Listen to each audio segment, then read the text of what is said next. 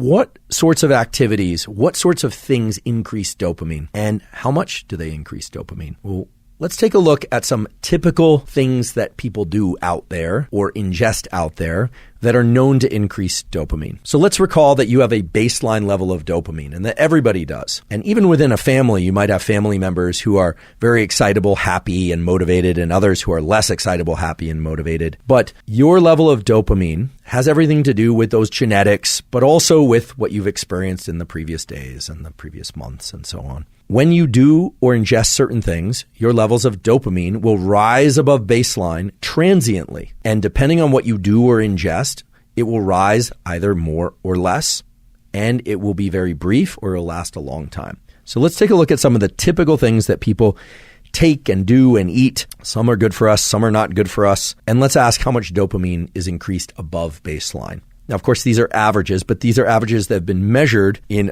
so-called microdialysis studies in animals, so actually extracting from particular brain areas how much dopamine is released, or from measuring the serum, the circulating levels of dopamine in humans. Chocolate. They didn't look at milk versus dark chocolate, but chocolate will increase your baseline level of dopamine 1.5 times. Okay, so it's a pretty substantial increase in dopamine. It's transient.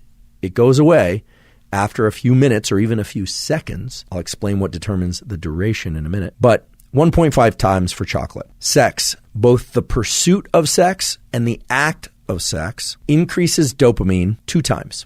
So it's a doubling above baseline. Now, of course, there's going to be variation there, but that's the average increase in baseline dopamine caused by sex. Later, I will talk about how the different aspects of the so-called arousal arc, the different aspects of sex, believe it or not, have a differential impact on dopamine. But for now, as a general theme or activity, sex doubles the amount of dopamine circulating in your blood. Nicotine, in particular nicotine that is smoked, like cigarettes and so forth, increases dopamine 2.5 times above baseline. So there's a peak that goes up above baseline 2.5 times higher. It is very short-lived. Anyone who's ever been a chain smoker or observed a chain smoker understands that the increase in dopamine from nicotine is very short-lived. Cocaine will increase the level of dopamine in the bloodstream 2.5 times above baseline. And amphetamine, another drug that increases dopamine, will increase the amount of dopamine in the bloodstream